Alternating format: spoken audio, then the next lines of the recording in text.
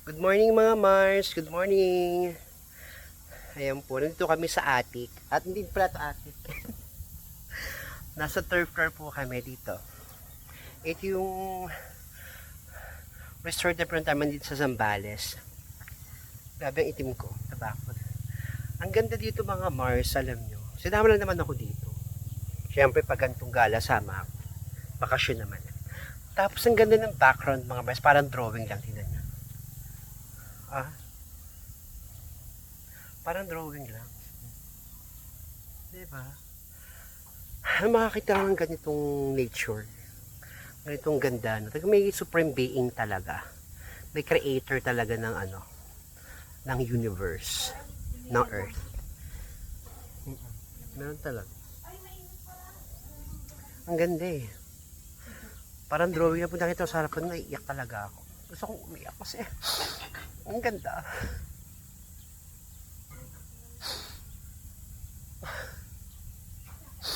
Iyak ako kasi ang ganda nung tanawin. Ang ganda ng lugar. Ito yung way ko.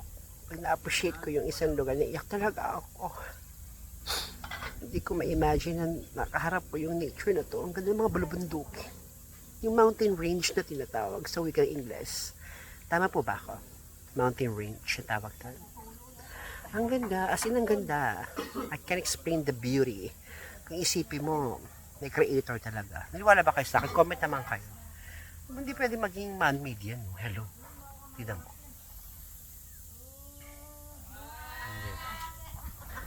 Wait. O ayun o, diba? Ang ganda. Zoom natin. Diba? So pretty. Napakaganda mga Mars, sasabi ko sa inyo. Kaya pag may chance, may pagkakataon, mas maganda pumunta ka sa isang lugar na kung saan yung kakalmahin yung isipan mo, kakalmahin yung damdamin mo. Diba mga Mars? Diba? Ang ganda. So nakakakalma lang, parang chill-chill lang. Kahit may mga negativities kang naisip, yung mga negative sa isipan mo, madadivert into positivities. Kasi nga sa nakikita mong ganda ng tanaw, napaka-green. No, yung verdant na tinatawag, yung green na color. Tama ba ako, verdant? Comment nga kayo below kung tama yung mga pinagsasabi ko. As naiyak talaga ako, mga Mars, ang ganda talaga ng nature. Ayun yung nagagandaan din siya sa nature. Maganda po ba, kuya? Yes po. Ang ganda. Isa rin po siyang foreigner. Sa ibang, taga-Thailand po kayo, di ba? Taga-Thailand siya, pero meron siya magtagalog. Kasi ilan taon na kayo dito sa Pilipinas? Almost 5 years na po. 5 years, pero ang ganyan magtagalog ah. Yes po. Oo. Sa Thailand siya, pero dito siya naninirahan sa Pilipinas. Taga-Thailand. Mahihain siya. Isa siyang Thai. Tapos may mga kasama kami na taga-Indonesia, taga-Thailand din. Ayun yung lalaki, taga-Indonesia. Yung babae, taga-Thailand din, kababay. Ako lang yung taga rito sa Pilipinas. Pero they're very good in Tagalog na. Nakakatuwa lang kasi may mga nakilala akong mga ibang lahi. Nagandahan din sa dito sa Zambales. Napakaganda naman kasi talaga mga Mars.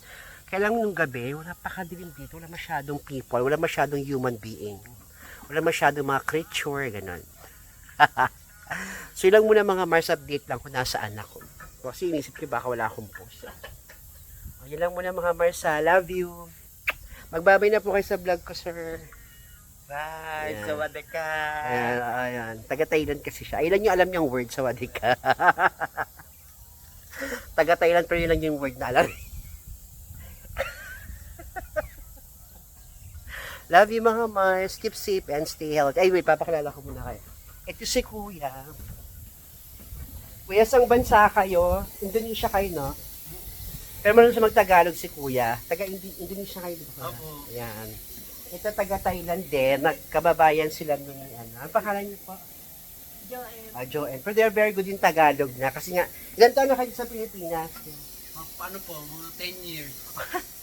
So, dito na po kayo nakapangasawa. Opo.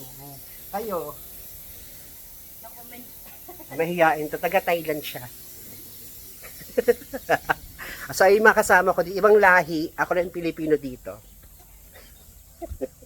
Sila mga Mars, bye-bye. Post ko to ha, panoorin nyo. Love you.